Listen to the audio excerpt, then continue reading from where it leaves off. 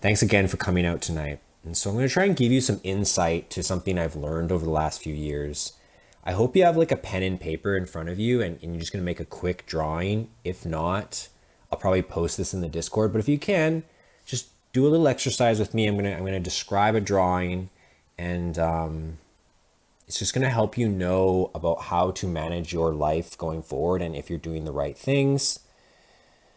So the first thing I want you to draw is a graph, just the left and bottom lines. You're just starting to build out an XY graph.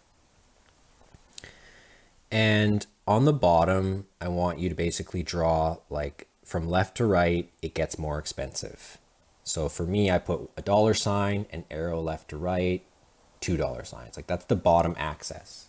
And good for you if you can do this exercise through audio. It's a great listening challenge. On the left y-axis, I want you to draw an arrow that goes up. And basically it's saying that the higher you go on this graph, the more active time you need to put into the work. So I consider it like non-passive income, very active. Okay, we're gonna start filling out this graph with some key elements of things that are happening in marketers' lives so we can make sure we know what's right for us. Because you may have more time, you may have more money. Depending on where you're at in your career, you might wanna do something different. And I just wanna share with you the things I've tried and how they sit on this graph. So if you look at this empty graph, right, it basically says that at the bottom left, whatever you're doing, it's very passive, but it doesn't make a lot of money, right? Whereas at the top right, you're quite busy, but you're making more money. The top left, you are working quite hard, but it's not that much money. Definitely not compared to the right side. Okay, so I'm gonna help you fill this in. Okay, so in the top left quadrant, quadrant 1 essentially, I want you to put a little dot and write content. Okay, content is a very active work. Most marketers touch content in some shape, form, or another, but it's very active. You can't just make one and be done. You really can't. I don't know any platform where that works. So you have to keep making, you have to keep producing. And content doesn't make you that much because it's saturated. There's lots. It's easy to make now.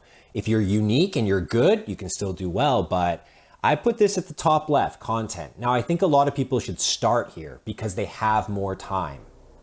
And this is a great stepping stone. But ultimately, in my mind, for the marketer, when you're just doing content, it's a time-based effort and it's not really about money. It's about other things. It's about connecting. It's about building your brand presence, okay?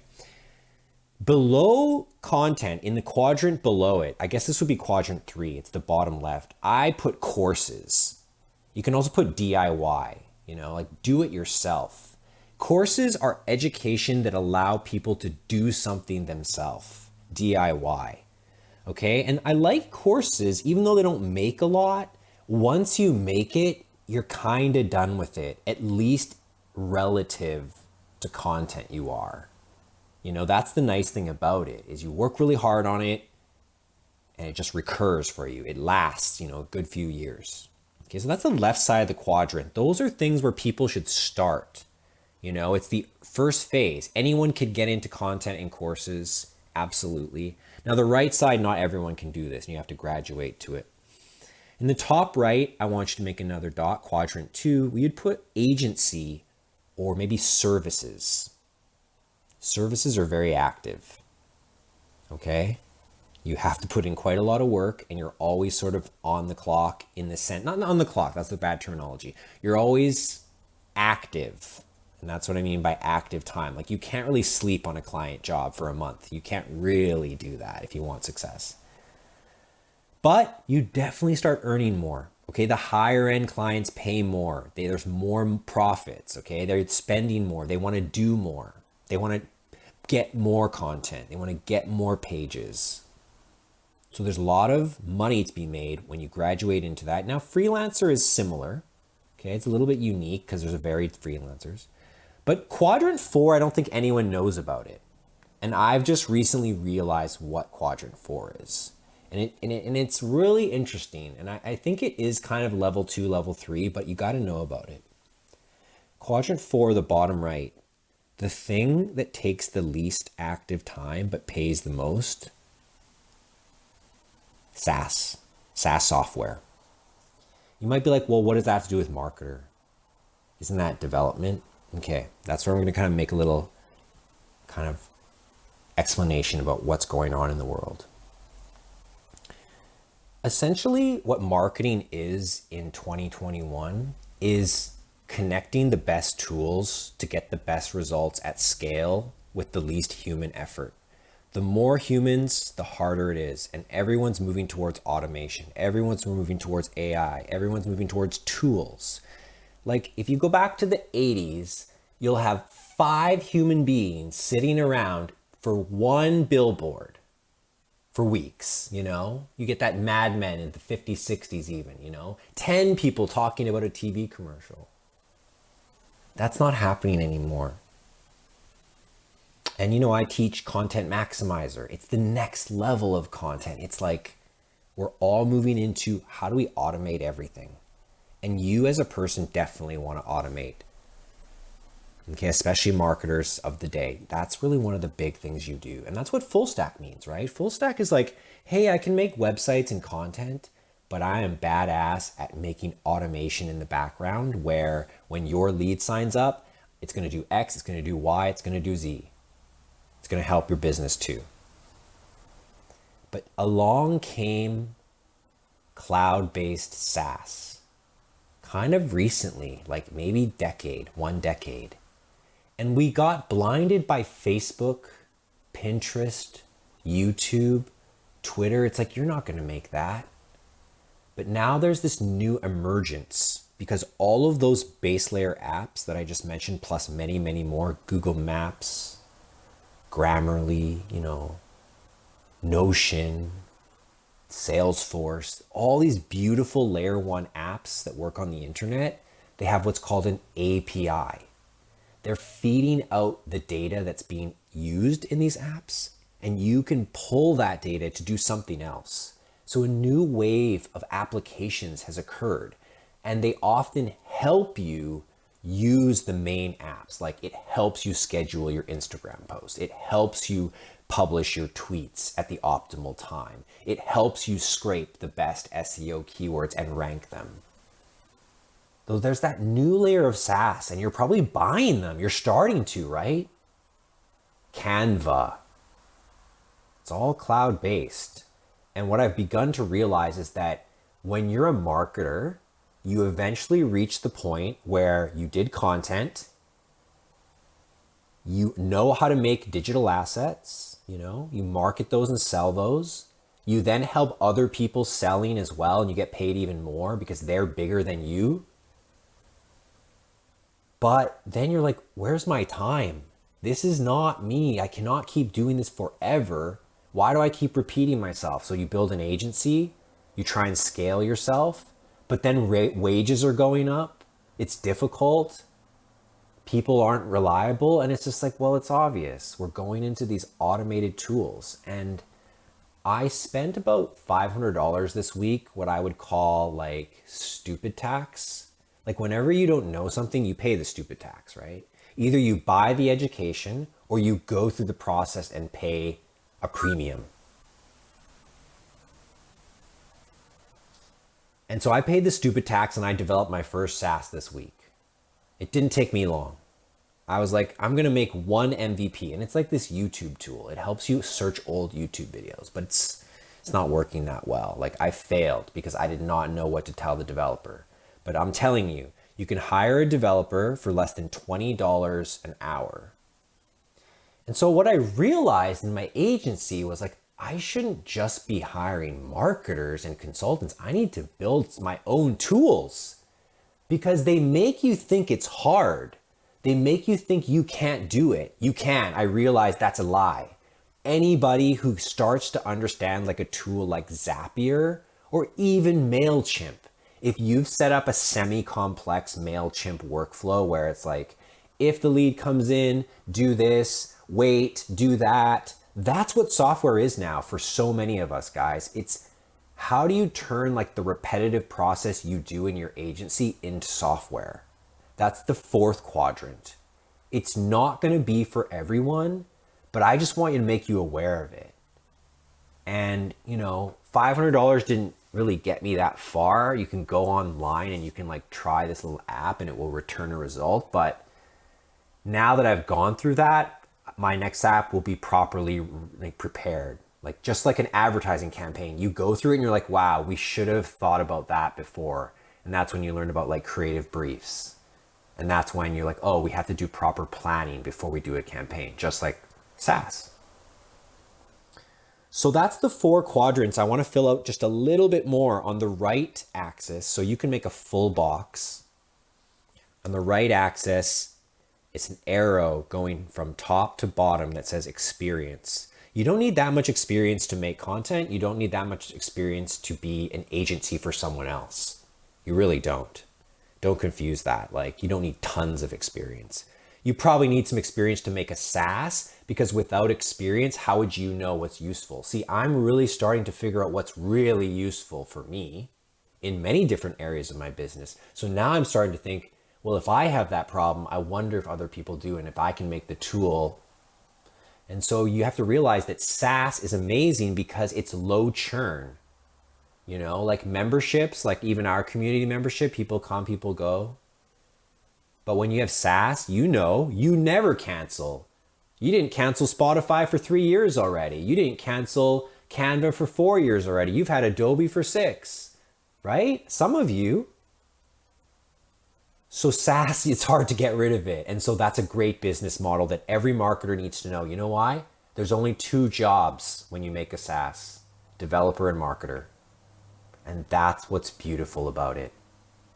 The website does the selling. You build a freemium model. You let them have a 7-day trial where they have to put in their credit card. So you have to understand that there's all these SaaS templates now where you don't have to rebuild the login. You don't have to build the dashboard. It's pre-built, guys. So it's about finding unique workflows in your life and business, and perhaps one day investing a small amount to try and build an MVP. And then it's recommended that you try and sell your MVP to 5 people for $20 a month. If they say yes, you're on to something. And if you're a marketer, who knows what you're capable of? So it's not for everybody, but it is fascinating to me, this world that's emerging, because the cost to get in has gotten way lower. And I'm a good sort of sensing of this, right? Like, I know how to take advantage of the internet when it gives you a gift. And what's happened is the cost of development is way down because tons of people from overseas know development, and like $18 an hour is a lot for them. You can probably bargain them down for sure. And everything's pre-built so you can go fast and you can launch fast. There's a little bit of cost. Of course there is. That's why it's more passive. That's why there's more potential. That's why it's quadrant 4. On the top axis, there's an arrow that goes from right to left. It says ease of action. It's easier to take action on the left than it is on the right, is what it means. It gets harder as you go on the right. It's hard to start an agency. It's hard to start a SaaS. You could start a YouTube channel right now. You can make a course tomorrow with 3 videos and put it on Udemy. There's nothing stopping you from that. But there's a limit typically. And that's why you see me kind of graduating up. And that's why I'm sharing this to my close members. If you know these quadrants, well, you might have an idea. And I remember like in 2005, and I'm just going to invite everyone else up now that I'm kind of taking a breather here. Like, I thought about creating a social media app. I'm like, how can we change the world? Like, what do we do? But it's like, good luck.